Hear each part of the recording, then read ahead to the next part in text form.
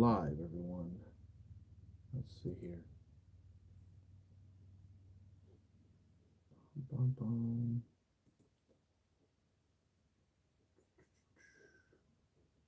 We should be live. See, one person's in.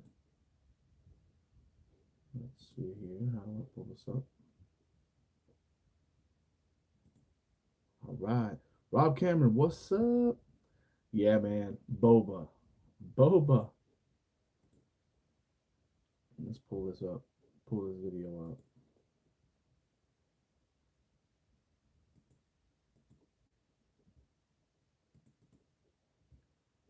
All right.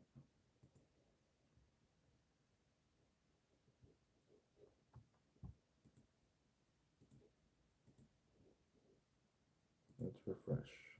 There it is. All right. Now I can see what you all are saying. Cool. Rob Cameron in the chat. Welcome. Hopefully the audio is okay. As always, if you guys hear the audio get kind of weird or wonky, please let me know. Oops, my hand covering the lens there. Let me fix this really fast.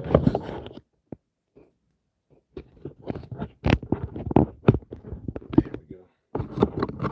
That's it. All right. I'm gonna wait for a few more people to come in before we get to talking here. Audio is good. Everyone is sleepy on Super Bowl weekend, I guess. Yeah, definitely. Um, Super Bowl weekend is actually not going to hinder, obviously, but it's definitely presenting itself with some of my friend groups who were supposed to do a D&D session 0, and the Super Bowl's kind of getting in the way, which I've never had that happen before. I guess I've always played with D&D with friends that either did not care about sports at all, or they didn't care about it enough to break up a weekly D&D session. So it's very interesting. Shane White, hello. So good to see you. So good to see you, Shane White. So good to see all of you guys on here. Boba Fett for the win. Yes. I'm gonna get into it, guys. I loved it. I loved the show. There are certain things about it that I was like, nothing really that I hated per se, which is good. It's great. I tried to be. It was really hard because I tried to not compare the Book of Boba Fett with the Mandalorian, because I'm sure a lot of us, that was our first inclination, was like, well, it's like a soft spinoff, because normally spinoffs take, X amount of years. Usually the shows are over before they choose to spin off, which is why I don't really want to call it a spinoff.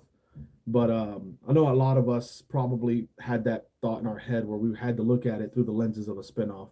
But no, the show's very much its own thing, I think. I know this is for Boba, but did you go to the Kamigawa pre-release last night at MTG? So, Digger Dog, that's a good question. I actually worked last night at my local game store, which we did have a pre-release event last night in conjunction with trying to fire off FNM as well in the modern format. For those of you that don't know, we're talking about Magic the Gathering. It's a game I've been playing for at least a third of my life, and a new set or a new addition to the collection of cards was released early yesterday. It's what's called pre-release. The cards come out, sometimes a week, 2 weeks. I can't really remember right now. In between the time frame where it's supposed to be released, so that you can generate interest and show people the cards and stuff like that. So it's a lot of fun. Of course, COVID has impacted it a lot. So we are still trying at my job. We're still trying to get used to how pre-releases are supposed to be, going and stuff like that with the new software and all that good stuff. I think the show did a great job of linking the prequels to the rest of the series. Absolutely, Rob. That is something I really, really want to touch on. Um, but yeah, there were certain things about the show that I was surprised, like pleasantly surprised, and also certain things about the show that I kind of hope that they went with, and they did for the most part. Um, but yeah, once I think around right around we have like maybe 2 more minutes before I start to get deep dive. Just remember, for any of you that are already in here, I think there's 4 of you that is showing that 4 of you are in here right now. This is going to be spoiler, like not spoiler free, spoiler filled.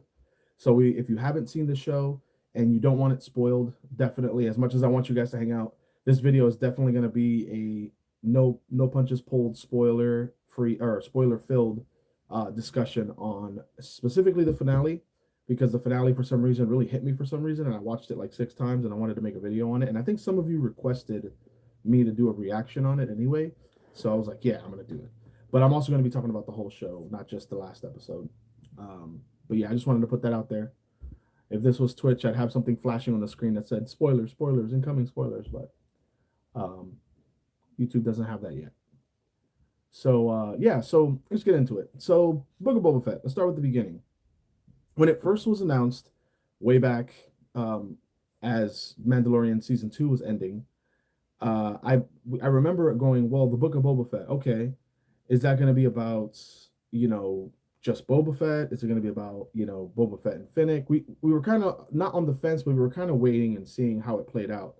I was kind of confused myself because I was under the impression with all the people talking, like people like whenever someone finds out something on an upcoming show or movie, they start posting like ideas and predictions and all that kind of thing.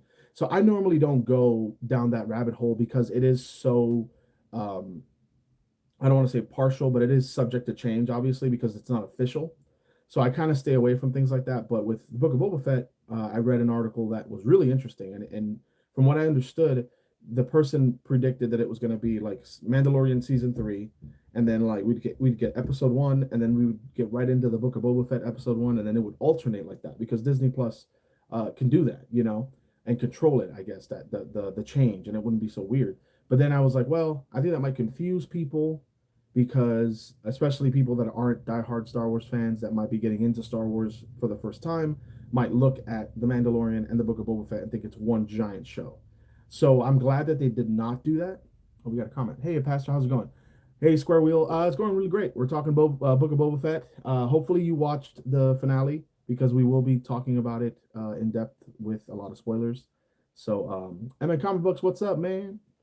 But yeah, so I was really happy that they didn't choose to do the way that this person predicted, which was the alternating thing, because that would have been very very confusing. Um, but yeah, so I'm trying to remember. I didn't rewatch the whole show. I should have maybe. But I'm trying to remember how it started. I remember a lot of people saying that the first like 4 episodes of Book of Boba Fett were very slow and very like not as they expected. It was very like almost like soap opera y, if that's a word. And I kind of I tried to see it through that lens, and it just never hit me that way. I was never really bored. I remember it's distinctly the first episode. We kind of all knew what it was going to be, at least if not the first, the second. We knew that we were going to get an episode showing how Boba got out of the Sarlacc pit. We were all like, as soon as we found out that that was canon or that that was the route that they were going, we were like, all right, they're going to show it either with flashbacks or they're going to actually have the show take place then and move on. We were kind of confused, but in a good way, excited. And that's how I was. And as soon as we saw that first episode, a bunch of my friends were like, don't spoil it, don't spoil it. And then I was like, look, I'm not going to spoil it, but what do you think is something they have to show in the show? And they all said him getting out of the Sarlacc pit. I'm like, all right, well that's episode 1. And then most of them were like, oh okay. And then they were safe to go surf Facebook and not worry about spoilers because I told them I was like, look, in the very first episode, nothing big really is revealed. It's all about setting up Boba Fett and where it was going to take place from. So don't worry about it. And then after that, of course, I was like, all right, I don't know how they're going to go from there. But I was really happy with how they did it. I was really happy that they showed everyone, like everyone that we know and everyone that we wondered, or almost everyone that we wondered what they were doing, where they were. As far as like, I keep forgetting her name, but it's the lady from Tatooine who pronounces it Tatooine. Her, um, she, her and her pit droids, really, really lovable group of characters. And I knew that if we saw her, we would probably see either Mando or Grogu because that's where she's tied from.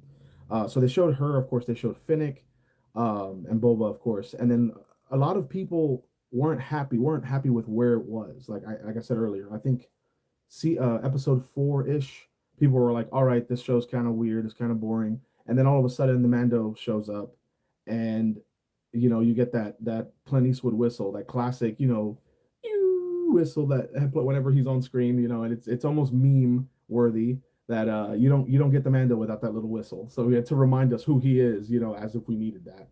But everyone was like, "Wow, Book of Boba Fett is better without Boba Fett," and I was like, "Guys, not really." Like, I get where you're coming from. I get the Mandalorian, but you have to understand, Mandalorian has two full seasons of being an established character that we all identify with and we care about. Um, Boba Fett is like beyond that, but not so for the new Star Wars generation, for like the original fans and like fans of the prequels, even where they knew who Boba Fett was, they knew who Jango Fett was. So I don't think that it was fair for people to say, "Oh, well, it's better than Mandalorian if Mandalorian's in it," or it's not Book of Boba Fett, it's Mandalorian 1.5 or whatever. Um, as I've said, as many Star Wars fans have said who create content on YouTube or any other place, Star Wars fans are very toxic. Unfortunately, I am a huge Star Wars fan. You cannot go to any room in my house and not find something Star Wars somewhere on the wall or in furniture or anything like that. So I can definitely say with confidence that the fandom is very can be very toxic. So a lot of people were very apprehensive about investing in the show. They thought it was a cash grab and all this other stuff. And I'm like, listen, it's Star Wars. If you're a Star Wars fan, you owe it to yourself to watch it, even if you're going into it going, "Ah, I don't really like me. I haven't seen Visions yet, and I'm having a lot of reservations because I don't want it to be. I don't, in my opinion, if they turn Star Wars into anime, that it might rub me the wrong way. Just because it's different. Like anyway, nobody wants change, but the fact that people were so adamant about saying that it's it sucks and get rid of it and go back to Mandalorian, I was like, come on, give it a chance. Rob Cameron. Part of why the Mando episode was so good is that it was directed by Bryce Dallas Howard. Yes, so that's another thing. Bryce Dallas Howard is definitely a great director in my opinion as far as Star Wars content goes. I haven't seen any of her other work. I know, of course, her father Ron Howard is his name speaks for itself. Um, and I know that she's done a lot of movies, like a lot of M Night Shyamalan movies. She was in the Jurassic World series, and she's I like her. She's very pretty, obviously, when she's acting and screen presence and all that. But directing, she has her chops in that as well. The episode felt very um, like branchy, almost like they were branching off into another part, and you know they kind of go around they kind of went around the Boba situation and then just showed Mando show up, and it wasn't seamless, but it definitely was like exhilarating because you saw the silhouette. This show is very much about silhouettes. We'll get more of that, talk about more of that later on. But of course, everyone knew. Everyone saw the shape of the pauldrons and the helmet, and the lack of the antenna, the way he stands. Mando walks very, not special, but very um, uniquely, I guess. And for those of you that don't know, I don't know how they did it for Book of Boba Fett, but I know for the Mandalorian season 2 at least, there were three different people that were playing the Mando. We had, I think for season 1 as well, we had Clint Eastwood's grandson did all the gunslinger scenes with him like flipping and barrel rolling and shooting, and like if you really look, it's a gunslinger that's doing that. Then you had the stunt double guy who did all the like falling off of creatures and places and getting slammed on tables and getting punched and all that. And then you had Pedro Pascal who did the speaking lines and the general walking with Grogu and all that kind of stuff. So the fact that he has this very with these three people making this character very unique, you can kind of tell him a mile off. So of course everyone was very very happy. He, if memory serves, he started right off with, I can bring you in hot warm or I can bring you in cold. So you knew it was called like, straight Mando, back to basics from Mando season 1. um and we were all very excited about that. And then of course you find out that at least for me, I thought the heavy gunner Mandalorian, the blue armored guy that had the chip on his shoulder the whole season 1, I did not realize that he wasn't dead, and the armorer wasn't dead for that matter. For some reason, I was under the impression that after Mandalorian season 2, it was confirmed that they were both dead. At least the heavy Mando. Whenever Din Djarin goes and gets his jetpack, you see the mountain of helmets and armor that was left behind after the raid or whatever, and for the finale, and we were like, oh, they're dead. So it was I was happy to see that he wasn't dead, and of course the armor was still around. So the fact that you saw Din after his mission was complete, that he's been talking about forever, saying, hey, I'm gonna get the kid back to his own kind, and then I'll come back, and then business as usual. I'll be a bounty hunter Mandalorian for the Creed. And of course, this time he returns with the dark saber, and that's a big deal, especially since I forget the name of the family right now, but the Heavy Mandalorian, his family was the either the founders or one of the original family lines that had possession of the dark saber. So by birthright, it's it should be his or something like that. So that they established that, and of course showed that he still had that very big chip on his shoulder when it came to Din Djarin and the alpha beta thing. And then of course the armor is the mitigator and the person who's like no fighting. Um, I thought it was very interesting that he his humility, Mando's humility with the spear of Beskar and the fact that the armorer mentioned this is a great, as long as this exists, it's a great threat for Mandalorians because it's made of Beskar and it can pierce Beskar. And the whole point is that the Beskar armor was this one of a kind armor that you can go into any situation. I know you're probably going to come out alive, banged, bruised, and all that, but still alive. So the fact that he just no problem said here, melt it down, and as soon as she said Beskar's armor, not weapons. He was like, "Well, here you go. I'm not going to be the one to break that." As cool as that thing was, because it was very handy. He used it. He actually tells her that he used it to, defeat Moff Gideon to get the dark saber. So it was a very significant part of his arsenal, and he was willing to just give it up. So I thought that was very, very interesting. I like that she immediately went into forging, and she's like, "Well, what do you want me to make for you?" And I was kind of wondering, what are you missing? Like, I was trying to look, I was analyzing his armor and stuff, and I was like, what is he missing? What does he want? So the fact that he was like armor for Grogu essentially. I was like, wow. I wonder if it's gonna be like the fan art where they see little. I don't know if you guys have. You can Google Grogu fan art, Grogu Mandalorian. You'll see him with like little Mando armor. There's 3D printed files that you can print for your little Grogu stuffed animal at home. So the fans know, and they are very, very much aware of the fact that Grogu can have armor at some point. So the fact that the show confirmed it and said, "Hey, I'm making armor for Grogu," I was like, "Wow, it's gonna be the helmet first. It's gonna be the chest. What's it gonna be?" And of course, we find out that it's very, very traditional as far as medieval times go, and it's just a chainmail shirt, which obviously is made of Beskar. That's a lot better than an actual chainmail shirt. So it was really fascinating to see that. Um, Taking a little bit of a break from what I loved, just to kind of get the stuff I didn't really care about out of the way. Wasn't a big fan of the biker gang. I fall under the popular opinion, which I normally don't do, in that critique where I have no problems with the actual actors. The guy with the eye, the gunslinging girl that had a very Han Solo look to her when she shot. She had like the hand out, flare out, while she shot. And that whole group with the different color bikes.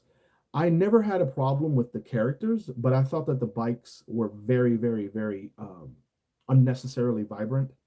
They kind of distracted me while I was watching the show because, especially with Mandalorian, not that Star Wars has not proven to be a very colorful show or very colorful experience because the Naboo Starfighter, all the explosions, the pod racing, and all that. There's a lot of colors in Star Wars, but they never, in my opinion, they never have clashed before so hard with an established thing like a TV show.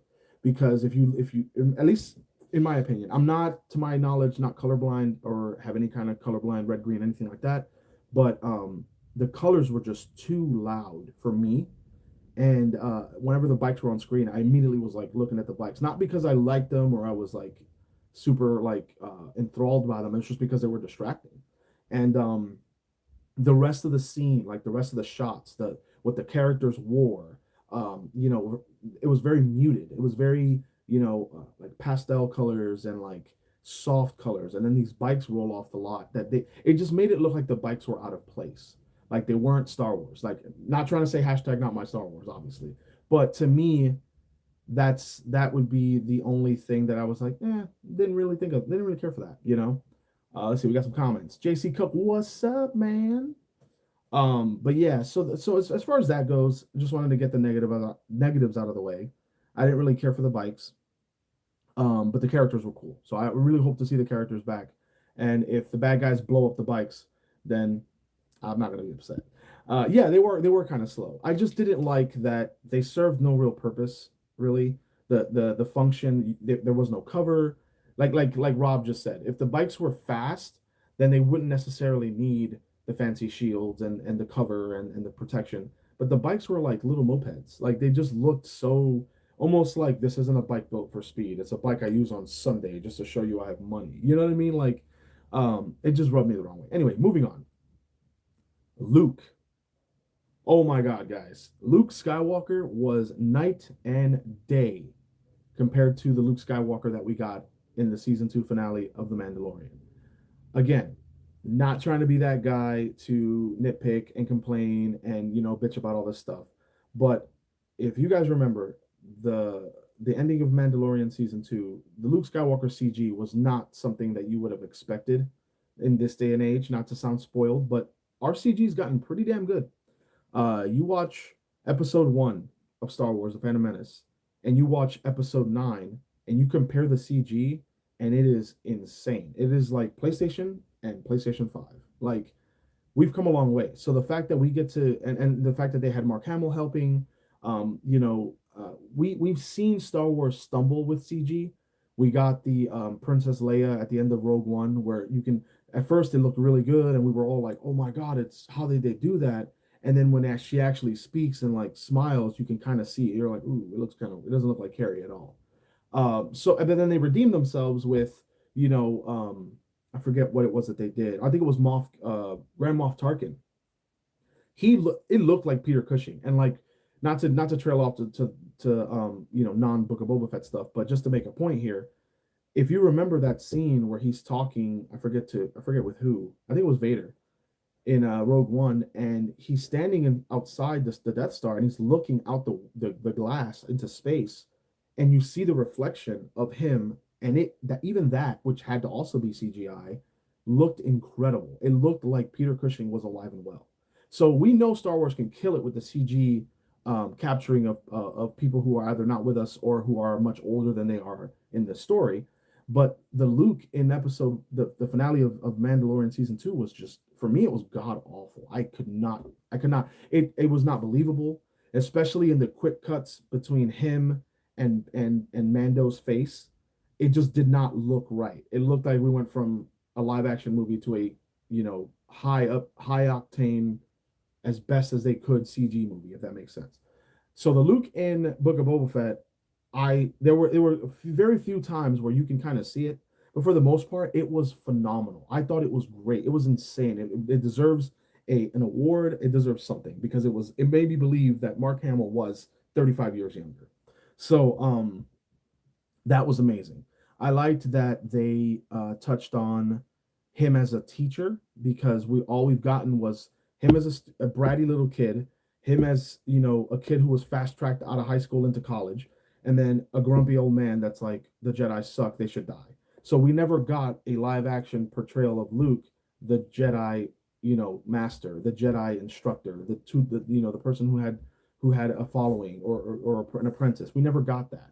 And with Mandalorian, we totally did. I mean, I I don't want anything else out of Luke. I've gotten everything I wanted. I got to see the calm, cool, and collected Luke. I got to see the hermit Luke. I got to see Luke pass on. So now the Luke cycle for me is complete. Anything else is just a bonus.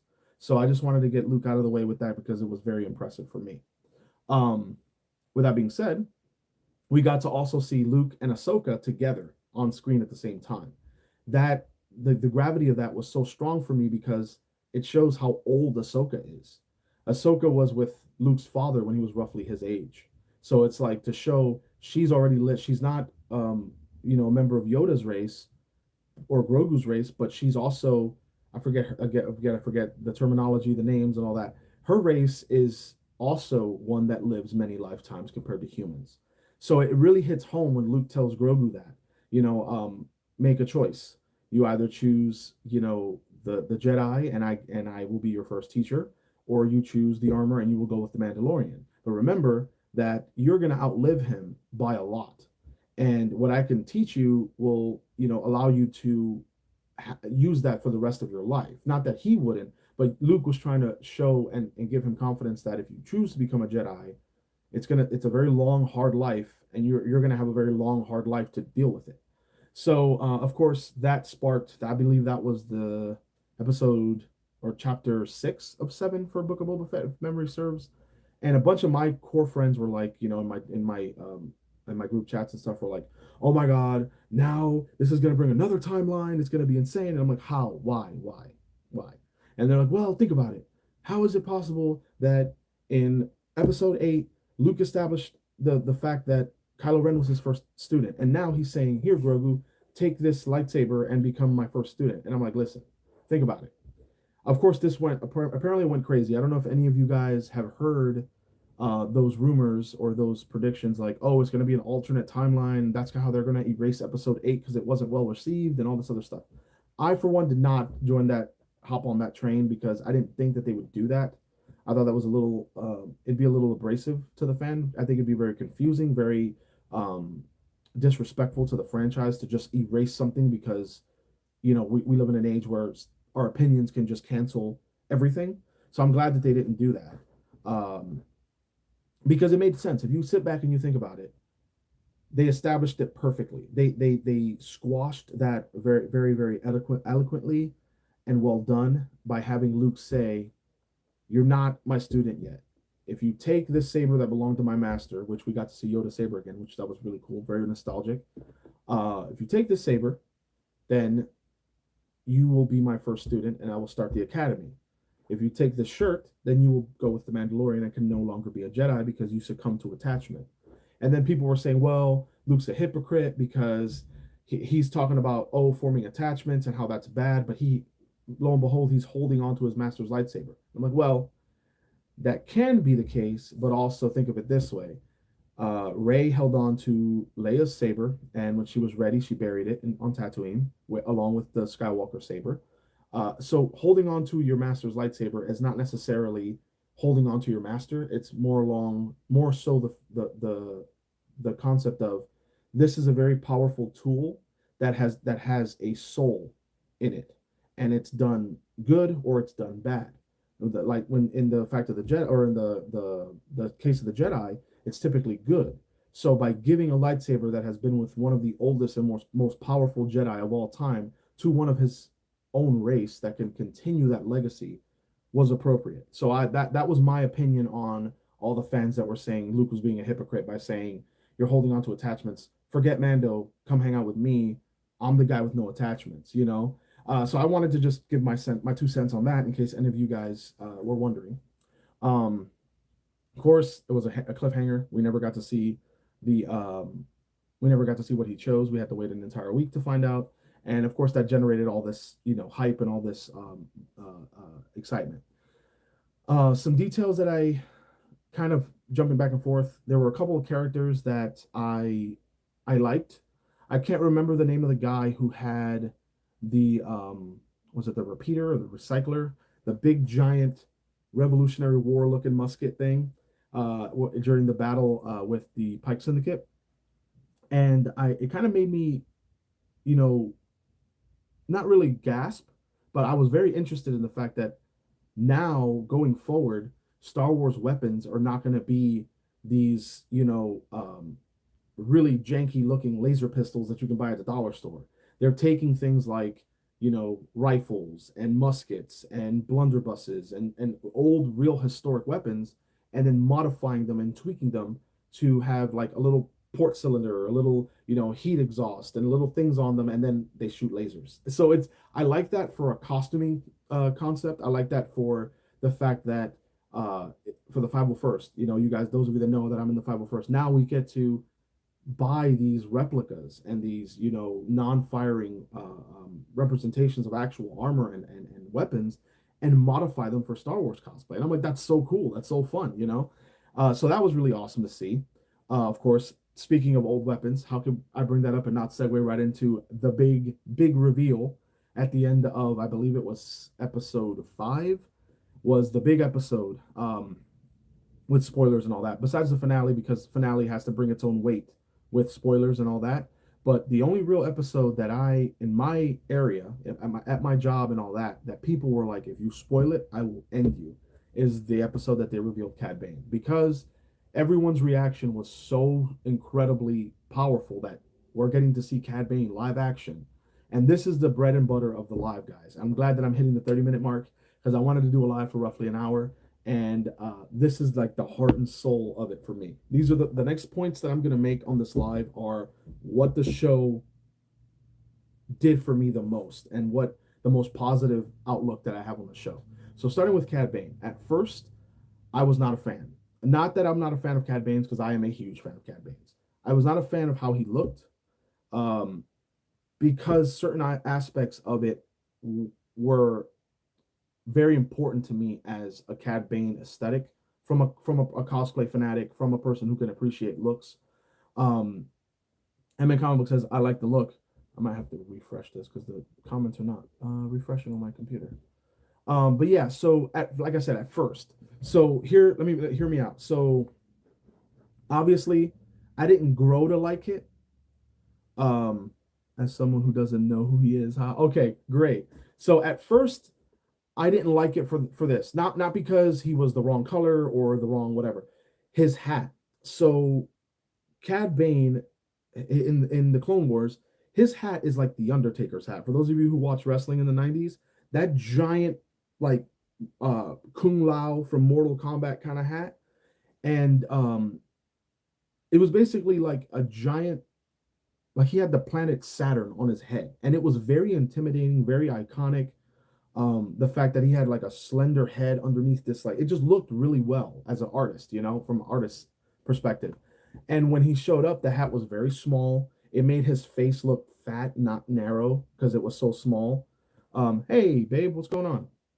Ash is in the chat. Everybody say hi to Ash.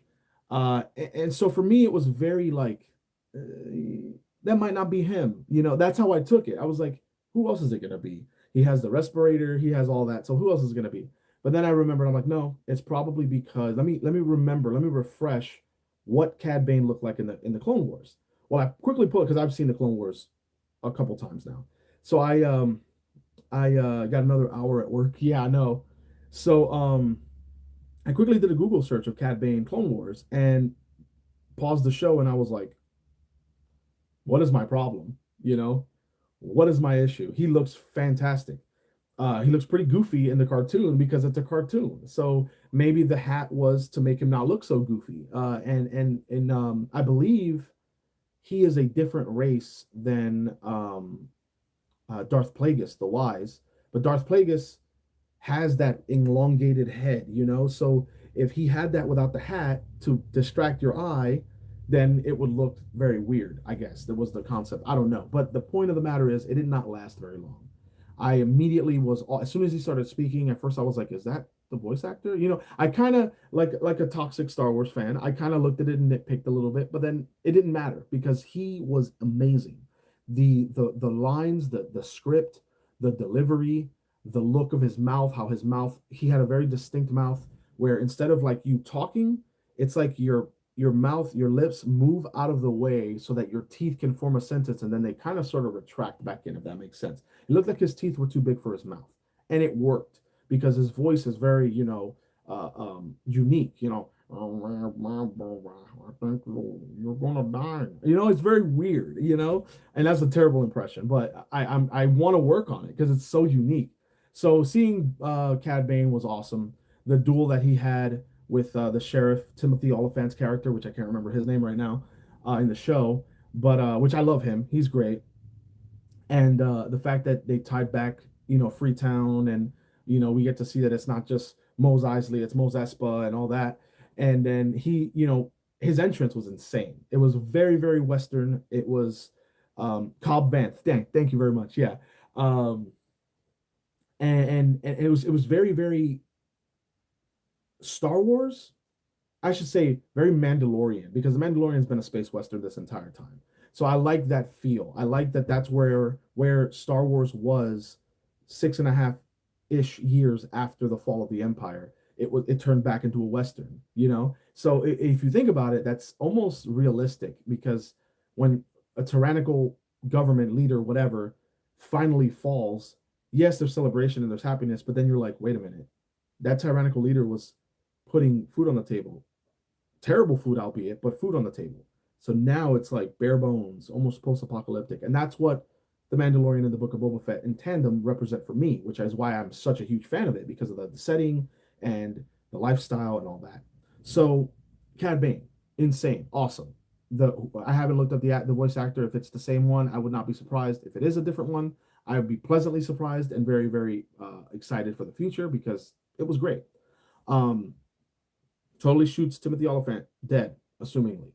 And those of you who don't know who Cad Bane is, the Clone Wars is the show that ties if in my opinion, the first half of the actual Attack of the Clones movie and the beginning of Revenge of the Sith. It is almost more important than that you watch as a Star Wars fan. If you want to complete the story, watch the Clone Wars, the entire show of the Clone Wars, instead of Attack of the Clones, and you will get more. You'll lose some details, especially from the Jedi perspective, because that's what the movies basically follow was a Jedi. But the Clone Wars follow the clones and the droids and all the supporting characters like Cad Bane, Quinlan Voss, which we've never seen live action, and if we did, he was in the background. Aura Singh, who we saw in episode one during the pod race scene. She was the lady, the very pale lady with the bald. She had a bald head and just had like a ponytail coming out of her head and flying back, and she was sitting with a rifle with a red leather outfit. That's Aura Singh. She's a bounty hunter that helped raise Boba Fett from a little kid. You learn all of that in Clone Wars. So the fact that Cad Bane was live action with Boba Fett as an adult post Empire, post episode 5 and 6, you're like, well, crap, this is insane because this is as a fan of the Clone Wars, I get to see their interaction, and they're finally there's not going to be anything to stop them. Bosk is not going to be there. For those of you that don't know, he's the Trandoshan that was made famous in episode 5 when he was like on the bounty hunter bridge looking down and scaring the crap out of that poor officer. He was also a bounty hunter that helped raise Boba Fett, and Slave One. They flew Slave One before Boba Fett was old enough to fly it himself. So in the interim of Jango Fett dying to Boba Fett, becoming an adult, they flew Slave One, and Boba Fett was part of their little crew. And it was very refreshing to see Cad Bane show up and establish himself. Like Ashley obviously has already seen Clone Wars, and she's actually further into Rebels than I am, so she's a fan. But I had another friend who was like, "I've only seen the movies," and I'm like, "Okay." So he's like, "Well, who's this? Who's this blue dude with the red eyes? Besides creeping me out, I want to know more about this guy." And I paused the show, and I'm like, "You haven't seen the Clone Wars?" And they're like, "No." I'm like, "Dude, my house. This has to happen." And you guys may know him, Tyler. He's my coworker. He's been in a couple videos, and he's like, "Dude, I've actually never seen the movies in entirety, but I know who Yoda and Obi-Wan, and I know that Darth Vader is Luke's father." And I'm like, "You've never seen Star Wars?" And he goes, "Not really." So like, if you ask me who killed who, I wouldn't know. And I'm like, oh my God. But then I got to remind myself, he's 18 years old. So Star Wars is very elusive to him unless he started with episode 7. So if you guys are interested, I guess that's a good segue for content, gauging content interest. My friend Tyler has not seen Star Wars at all. We're talking from episode 1 all the way to 9, Rogue One, Solo, all that. He knows references, but he has no idea what the storyline is. He has no idea what the characters mean to each other. If you guys are interested in that, I can do a very exclusive mini series with just Tyler and maybe CJ as a supporting cast member, showing him Star Wars and getting you guys to experience someone watching Star Wars for the first time that is younger, way younger than most of us. Because I looked at the algorithm and I think most of my subs are like in their 20s to early 30s, and he's 18. So I think that'd be a fun little concept, which I might do anyway. But if you guys are really interested in it, I'd like to hear back feedback and all that good stuff. Anyway, going back to Cad Bane, seeing him as, for those of you that don't know, um, having a big relationship with Boba Fett in the sense that he was his teacher, he was his instructor, he helped him become the bounty hunter that he was, and you can tell from the episode that along that journey, he was very very critical and very very how do I say, like he was a bully comparing Boba Fett to Jango Fett. Oh, everything bad about you is just like it's because of your father's blood running through your veins. It was almost like the opposite of what the Jedi trained their Padawans. It's almost like what you would think a Sith Lord would do. in training an apprentice. It's like breaking them down into mush and then building them up into this evil, terrible character. Well, in the case of a bounty hunter, a ruthless character who won't let a bounty get in the way. You're just you're not a human being. You're not a character. You're not a person. You're just a job that hit my desk, and now you need to die. That's basically his method, and I thought that that was very, very well done, showing that that connection with Boba Fett. Like you're one of I forget what the line was. He says he's like, I'm not a little boy anymore, and he's like, and plus I have armor, which is very significant because the only standoff that we got. Oh, Mark McKeever, what's up, man? I'm doing pretty good. How are you?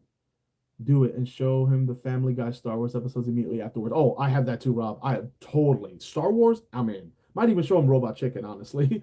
But but yeah, I'm glad you guys are excited because I'm actually excited. I don't know many friends like that. Like with Holden and Matt, we were shocked that Matt was at his age he had never seen Star Wars. So it's fun. It's fun to see that I found someone coincidentally that's the same thing because you would think that Matt was one in a million. So it's exciting because I never really got to experience Star Wars with someone that had never seen it before, and to see how they're knowing what's coming to see them go, So anyway, Cad Bane and Boba Fett have this insane history with one another, and the fact that Cad Bane was poking at him, and you got to remember the Boba Fett that we know has always been a badass. Whether he had one line or two lines or three lines in whatever movie he was in, he was always looked at as a badass. And Cad Bane was not intimidated at all. And that was just so like, immovable force, unstoppable force, immovable object kind of a thing. And how does it end? With a standoff. So I was very, very happy how they did it. The music, the score, virtually non-existent. All we got was the blow of the wind, a little bit of tumbleweed, and the classic dual shot in Hollywood where you go ankles of the character in the foreground, entire little baby silhouette of the character in the background, and vice versa, back and forth, back and forth. True standoff. And I was very, very happy that Cad Bane shot Boba Fett and got him on, essentially won the duel if it wasn't for the best card. Why? Because for those of you that don't know, there is a comic series, I believe it's under the Marvel tag after Disney bought Marvel and Star Wars. They decided to continue the Star Wars storyline with the Marvel look instead of Dark Horse Comics, Marvel. That way it would be canon. So in the midst of one of those comics, I was talking to a friend of mine who is an avid Star Wars comic reader, and he said, "Oh, you should read this story and this story." And I was like, "Well, why?" Well, this one tells you what happens to Quinlan Voss and Asajj Ventress, which are characters from the Clone Wars, and then this one tells you what happens to Cad Bane and Boba Fett. So I'm like a little bit more drawn to that, and upon reading that story, you find out that Cad Bane is the person responsible for that iconic dent in Boba Fett's helmet. Now let me give you guys a brief little breakdown. As a member of the 501st, if you're trying to do Boba Fett and you don't have that dent, you will not get approved. That dent is so important. It is quintessentially tied to Boba Fett as a character. So when someone said you find out how he gets that dent, I was all ears, all eyes, all ears, everything. So you find out that him and Cad Bane have this infamous duel, and it is understood that for some reason Cad Bane forgot that Boba Fett's armor was made out of Beskar. And as soon as they draw, of course, Cad goes for Boba's head, in my opinion, to flex because your head is a lot smaller than your torso in shooting. And if you go for someone's head, that is aiming big and probably going to miss big. You always aim small, miss small. So he shoots him in the head, and of course Boba shoots him, I think, in the chest because he doesn't die instantly. And if memory serves, it's kind of similar. Boba shoots Cad down and then walks up to him in like, listen, it's over. And Cad's like choking on his own blood or whatever, and he says, "I didn't account for the armor." As he's looking up at him, I didn't account for the armor. And then Boba's like, "Well, and that's why you lost," or something along those lines. So the fact that they didn't choose to go with that, I like because obviously it wouldn't explain the dent. The dent's been on the helmet the entire time. So now Disney doesn't either they don't have to explain how the dent got there, which I'm okay with, or B, they can choose to explain it in a different way. So, for those of you who are fans of the comic, I'm sorry because obviously it's not canon anymore. But the fact that they didn't do it, I really enjoyed. So for those of you obviously who saw it, hopefully all of you did. Let me know. I've been doing a lot of talking, so definitely feel free to interrupt. Boba shot. Oh, he shot in the head. Oh, that's awesome. Okay, so I didn't know that detail, but I knew that that's what happened. And the fact, my favorite thing about this, the duel from the show, is that Boba did not kill him with his gun. He killed him with his gaffy stick. Now, probably gonna get a little mushy. Not me, but the reason why I like it. Cad had a metal plate on his head from the first duel. Oh, okay, okay. Knoxville News coming in clutch with the trivia.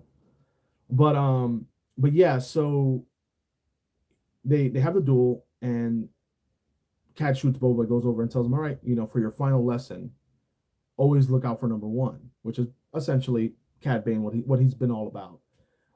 And I at first I was worried because I was like, if Mando shows up and saves Boba Fett's gonna like be mad at him forever, probably for honor reasons. So what can happen? Maybe the Rancor is gonna come and eat Cad, and then Boba can kind of go, oh well, you're a creature. I don't expect loyalty from you in that sense with honor. So I was kind of confused, and then it was great. I loved it. I loved what happened. Obviously, he pulled out the gaffy stick and swept them, gave him several chances. Listen, that's it. This is over. Like this is over. You go on. Don't mess with my. This is my town. You go on and do your stuff elsewhere. Do not come with your spice trade and all that stuff that you're representing. Well, true Cad Bane fashion, bows down to nobody. Decided to use his gadgets and his flamethrower and all this. And Boba Fett finally, that's it, had enough. And the classic hero who's trying to turn a new leaf, assassin who's trying to turn over a new leaf, forced to kill. Because that's the Boba Fett that we got, and that's the Boba Fett that I'm actually happy with. Star Wars is new anti-hero. He's like the new, I don't want to say Han Solo, but he's the new anti-hero, the new hero that does things in a way that may or may not be questionable, but ultimately he has a soft heart. He cares about people. He cares about the innocent. He wants to help people. And what better way than being the essentially the non-tyrannical kingpin of a town, if that even makes sense. So the fact that he went back to his roots of his family, his only family, which were the Tusken Raiders that were his everything. He carried that gaffies because he didn't need it. Once he got his armor back, why would you carry that? Yeah, he's Vegeta. JC Cook, man, you guys are awesome. You guys definitely my people. Yeah, exactly. Totally decided in whatever moment that he was not going to live in his father's shadow of, you know, this bounty hunter, awful person who was just ruthless killer. But he also still wanted to be just a man making his way in the galaxy, which is awesome. The fact that he has the stick and all that. I'm currently working on that outfit, like actively. So I'm gonna be making my own gaffy stick just like him, all that good stuff. And maybe if it's practical enough, because I have to outsource for a lot of these things. I might make a little video out of it, to for you guys to be on that journey of what it's like to make a screen authentic costume. But yeah, so I'm very very excited with that, and I'm also very happy with how they ended the show, how they ended that feud, that rivalry, that master apprentice relationship. Um, of course, they kept zooming in on Boba as he was like exhaling, taking the gravity of what just happened. They kept and it's because they have so much history.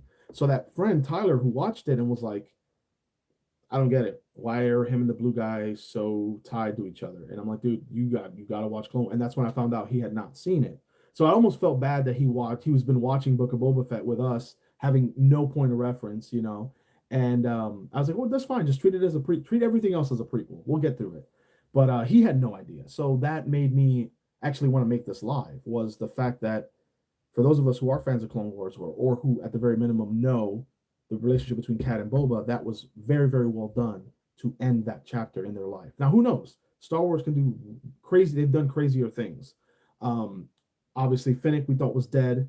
Um, Vanth we thought Cobb Vanth was dead, and they're not. So especially with someone like Cad, who his eyes don't really have pupils, So you can't really tell if he's like, or if his eyes are closed because his eyes are like bulbous outside of his head.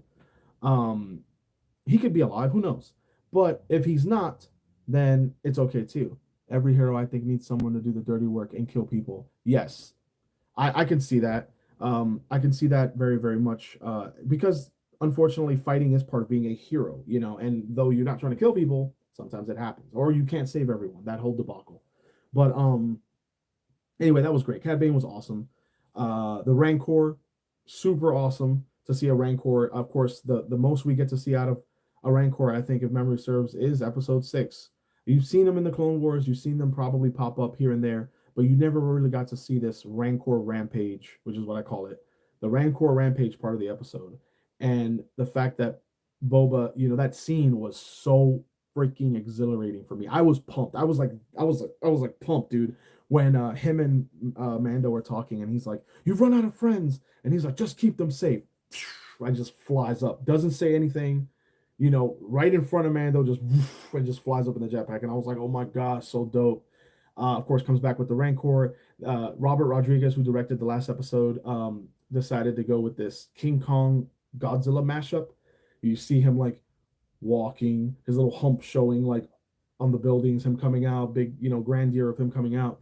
Now I spoke to Dave, my boss over at Game Masters Guild. I talked to him about what he thought of the episode, and he was actually not a big fan of the Rancor scene because he thought it was slowed way down. And I can appreciate that. I don't agree with that myself, but I can see where he's coming from, where he expected it to be more of a fast, like throw and grab and bite and destroy. He didn't really see the jujitsu aspect of it, the reactive Rancor fighting, which is a lot of the blocking and the dodging and all that.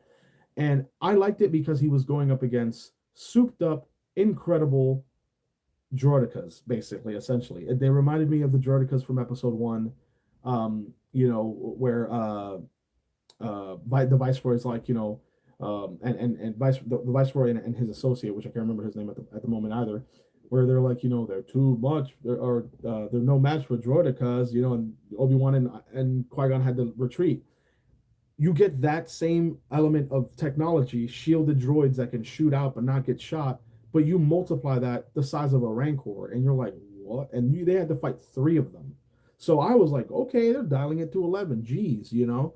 Um, of course, all the close scares that we all thought that the Rancor was going to die. We all thought that Chrysanthus was going to die, which was awesome. Chrysanthus, the Wookiee, insane. I know for myself, I was like, dude, somebody who will give Chewie a run for his money, you know, and a super awesome character. You know, showed that badass resilience of getting shot up but still fighting. Reminded me of 300 at the very end when Leonidas finally makes Xerxes bleed, and they all getting stabbed and shot, and they still continue to fight, and they're scaring their enemies by screaming and fighting. It was the same kind of thing. Loved it.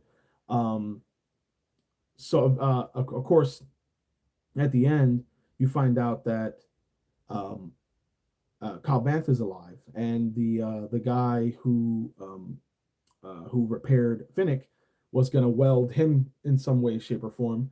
I was under the impression that for some reason the Book of Boba Fett was a limited series that would not, like kind of like WandaVision, that would not have a second season. But then when I looked at the banner, it said season one now streaming, and I was like, season one, or it said series finale or season finale now streaming, and I was like, okay, maybe it was a typo, but normally they would put series finale or they'll put limited series or something like that. So maybe it's not. Those of you who know, definitely chime in the comments. I haven't done any research about it yet, but if it's not, it would make sense if it's not a limited series. Um, and even if it is, honestly, they can tie anything they want with Boba Fett or even Finnick in Mandalorian because it just they cross over so easily, and they've established it so much as a crossover that it's like one giant show about, you know, post episode 6 but before episode 7, which is another thing that they can tie it up even further. They can show a young Rey, they can show a young Finn, they can show, you know, a young Kylo. Like they could do whatever they want now because Star Wars is not just a movie franchise, not just an animated franchise, but a live action franchise streamed by Disney, made by Disney, given to fans of the show. So they could do what they want, um, which I love and I'm very excited about because the possibilities are endless. You can get Mara Jade, You can get a prequel series, you can get Cal Kestis, you can get any of these characters that we all love from different Star Wars mediums and different fandoms. So anyway, loved how they did the Rancor scenes, in my opinion. Really liked how the humans and the characters of the town were.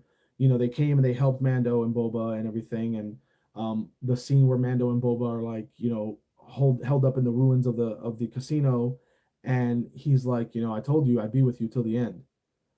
And yeah, Poe Dameron would be a great person to show because he's definitely the new Han in a lot of ways. So, but yeah, so it was great that they did Mando and Boba together on screen. They finally used their jetpacks. I was like, guys, especially Mando. I was like, dude, you've had this jetpack for an entire season of a different show and you barely used it. So by now you have to be attuned to it, you know. And the fact that they use their jetpacks quite a bit in the last episode.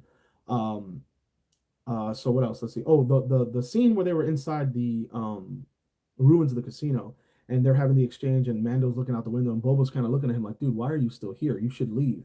And he's like, I told you, I gave you my word. I'm not leaving. If you break your word, you break the creed. Us as the viewers already saw him basically get kicked out of the order. He's no longer a Mandalorian, and he still decides to live that, you know, that lifestyle. He didn't lie about removing his helmet. He very well could have been, yeah, no, I never did. I never removed it, but he didn't. He said, no, I did. You know, and to me, that's more of a Mandalorian than someone who never removed their helmet because honesty is something that we can so easily manipulate for our benefit, especially if it's like who's gonna know. You know, I mean, you guys, I'm sure you guys are on TikTok. The how they're gonna know, how will they know? That is a very real moral, you know, compass affiliated concept. I'm trying to form words, but anyway, I loved it. Fun fact: not a big Star Wars fan. Not saying it's bad. It's just not for me. I see why people love it though. Hey, I appreciate it, man. You know, even if it's something that you watch casually or something that you're just like, hey, you know, fill the void, fill the background. Star Wars is not for everyone, and I do appreciate fans of other things more so than Star Wars. Like for example, Star Trek. Like, oh, I like Star Trek more than Star Wars. I'm like, okay, that's cool. You know, for me, Star Wars is just ingrained in me as a kid, and I just have always wanted to be a Jedi and always wanted to live forever like Yoda or have a 600-year-old life. So for me, there's a lot. There's a lot of capillaries in the fandom for me. But that's awesome. Thanks for sharing, you know, that because I love to hear unpopular or unusual opinions, if you want to call it that. But that's awesome, JC. That's awesome that you shared that and you're like, hey, it's not for me. That's cool. Um, but yeah, so he says to him, he's like, I give you my word. I'm with you till we both fall. And then he says, this is the way. And Boba's like, good. Instead of saying this is the way back or saying, well, maybe I want to be part of this little crew. No, it's still Boba Fett who's like, listen, dude, I'm gonna keep taking my helmet off if it gets too hot outside. You keep cooking in yours, but this is a helmet and I can take it off whenever I want. And it's great. It's awesome. No character bended who they were as an individual, but together they're this crazy force to be reckoned with. And I think the longer that they operate together, the better and more cohesive they'll be. And they'll coordinate attacks and they'll be as effective as Bo Katan and her crew, which is another set of characters that we can get to see more about in Mandalorian. I mean, Star Wars is Disney and Star Wars have infinite content. They could always dip into the Legend series if they've run out of stuff to do.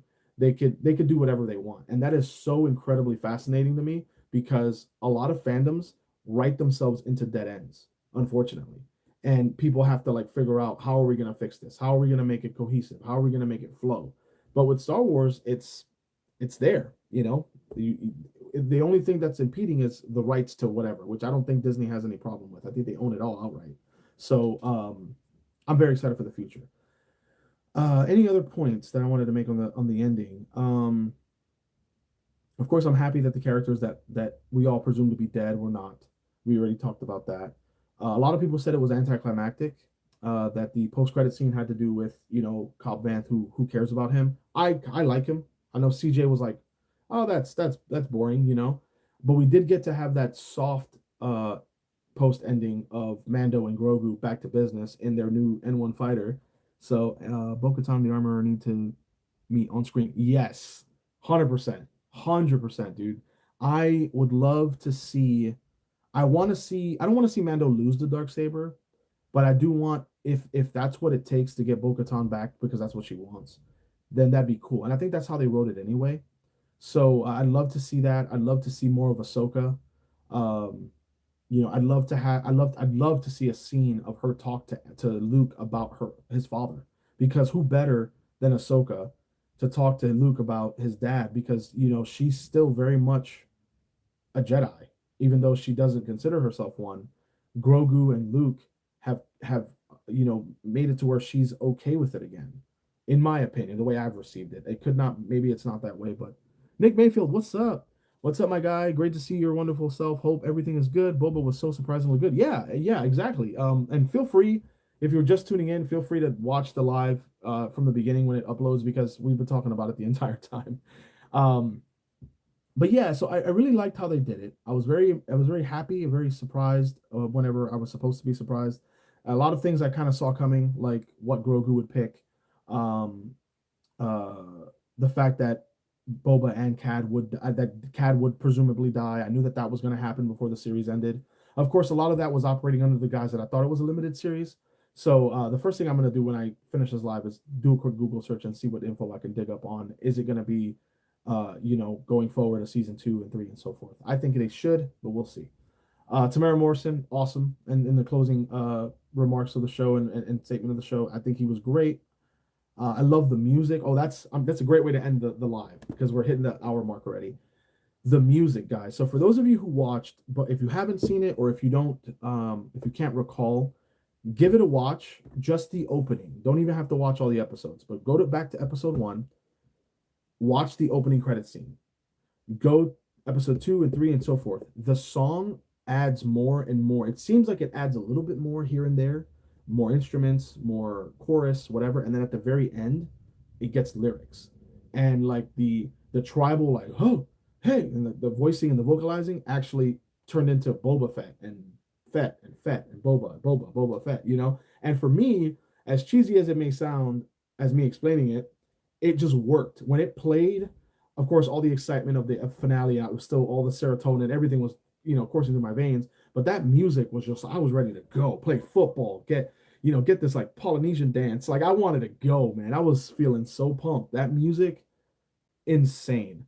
I've had the Book of Boba Fett music as my ringtone on my phone since the show came out, and I'm looking on like Zedge and all these apps to try and find the version with the lyrics, because it's so cool. But yeah, more comments. JC Cook, I will say it's dope that it's been around for almost 50 years. I don't know if another franchise can do that. MCU is only like 15. Yes, 15 is it's like the current milestone. Supernatural was 15. MCU's been 15. Um, Star Trek is older than Star Wars, so it's definitely, if Star Trek picks up steam again and makes more movies or a TV show stuff like that, I think that it will have the same amount of clout. But VUM today, I'm not sure what that means. Journey Sosa, what's up? I'm not sure what you mean by that. Um, but yeah, it definitely has a tenure that is synonymous. Like, most household names throughout the world know who Adolf Hitler is, Jesus Christ, and Darth Vader. I mean, Michael Jackson. You could name a bunch of people, but these are household names. And for those of you that don't know, Star Wars was looked at as a failure going into it. George Lucas himself had no faith in the project. He was just like, you know what? I'm gonna make Star Wars. I forget why. I think he wanted to do it for. I mean, he did it, but I think it was something along the lines of like, I can't remember now. Something to do with what he wanted to do Indiana Jones, and he wanted to do other projects with like Steven Spielberg and them. And Star Wars was like something that he was like, nobody's gonna watch this. And look what happened. Even the actors, like Mark Hamill, was like, yeah, Star Wars is whatever after the first episode, and then he became a fan of it. The late great Carrie Fisher, huge influence in, having the female beauty on screen. All the guys, all my generation and my parents' generation, not my parents because they weren't into Star Wars. My parents were lame, but um, you know, people in their 60s now and 50s and early late 40s, they're all like, Carrie Fisher was like my crush. It was either Carrie Fisher or Farrah Fawcett. Like it was very very common to know who Carrie Fisher was and that she wore that bronze bikini, and she wore that flowing white gown in space with her buns and all that. So the fact that Star Wars has all of this life, that it's existed for so long and it's never been canceled because of lack of funding, or reduced to something completely unwatchable, is fascinating. I love how much. Let's see what that your comment is. I love how much Eric from That 70s Show fanboy over it so much. Yeah, yeah, I know. And That 70s Show is a fantastic way of seeing Star Wars fans in the 70s and 80s when it came out, because it was this phenomenon. Like, there was no coronavirus, there was no Facebook, there was no MySpace, nothing to voice your opinion. You either voiced your opinion with the person sitting to the right or left of you at the theater, or in line waiting to see it, or at work, or at school, like your toys. Like, it was this insane thing that just kind of came out of nowhere and just took over. um, Still to this day probably has the most iconic movie surprise twist of all time, which is the famous "Luke, I am your father." Everyone was like, "What?" Like, it turned into this like Shakespearean story after that, and you're just like, dude, you suck. Like, you knew this whole time that was your son, and you tried to kill him. You tried to enslave him. You tried to mind wipe, brainwash him. Bro, you suck something serious, Vader. Like, my God. And then, of course, it brings him back. And, dude, I could talk Star Wars with you guys all day, obviously. You got those of you that know me. Those of you who don't, if you made it to this live, whether in the beginning or at the end, and you hung out, or if you're watching it in playback, if you like this kind of discussion content kind of thing, this isn't primarily the content I make. I just make a live every Saturday. And this week was discussing the finale of the Book of Boba Fett and the show in general, the first season. But if you like it, consider subscribing. It's free. It's a great way to support the channel. Everyone in the chat right now, I can say, are very, very, very nice people and very stand-up people. So you're definitely going to be among friends here. But let's see what these comments are. Let's see. That scene where Mandalorian is flying through Beggar's Canyon perfectly ties together the original movie with the prequels and the current Star Wars all in one shot. Yes. Yes, it does. I love that Grogu, you got to see Grogu's powers a lot more. He was a little bit more confident. He knew, like, Mando was getting hit, and he still was like, no, I got this. And you kind of see it. Like, what does he do? Does he crush it? No, maybe because he can't, but he pulls out the bolt that is integral to the balance of that creature and catches it like a football, and allows Mando to recover. This show it makes you laugh, it makes you cry, it makes you sad, it makes you mad. Any show or movie that does that is a win in my book. Homer Simpson left the theater saying, "Wow, I can't believe Luke is Darth Vader's son," spoiling it for everyone. Yeah, yeah. And I wasn't old enough to have that. I had that spoiled for me because I grew up after the movie was already out. And for me it wasn't that bad, because I was like, okay, he's his dad, all right, who cares. And then now the fact that Lucas went backwards with it, you got to see the man that Vader became, or the man that Vader was before he became Vader. So, but like I said, guys, I can talk Star Wars all day with you guys. My kids are probably, I hear them, they're in there watching their movie, playing with their toys, but I definitely got to go check on them. But yeah, you guys have been great as always. I hope you guys enjoyed this live. I enjoyed talking about it. I wanted to talk about it with you guys for an entire week now. I contemplated having this live immediately the day after the episode released, but I was like, no, I'm gonna keep it with schedule. That's part of the new formula of coming back to YouTube content creation, is to keep it on schedule. So every Saturday I'm gonna do a live at 12. It is a part of my schedule. It is something that I'm going to do every single week. And if I don't, it's because of an emergency, obviously, which I'll let you guys know in advance. But thank you guys so much for hanging out. Any other last minute comments or questions, feel free to put them in chat. I've got a very busy day planned. CJ and I are going to go run around, do a bunch of errands, get a bunch of costumes ready for Pensacon. That's this next coming weekend. He's building a special character. I don't know if he wants me to reveal it to anyone, so I'm not going to say, but he's building a character from the Book of Boba Fett, and I'm actually working on Boba Fett myself. So hopefully we get those done sooner rather than later. But you guys have also been awesome anyway. With me gone and everything, those of you who don't know, watch last week's live. I talk about why I was gone for so long, and you guys received me back with open arms, and I'm eternally grateful for that. Homer Simpson left the theater. Oh yeah, I read that one out later, bud. Bub. I like how you said Bub. That Wolverine. I like that. But yeah, you guys are awesome. Thank you so much for hanging out with me, hanging out on the live. Those of you enjoy your weekend, and I'll see you next week for the live. And hopefully, fingers crossed, I can start to upload.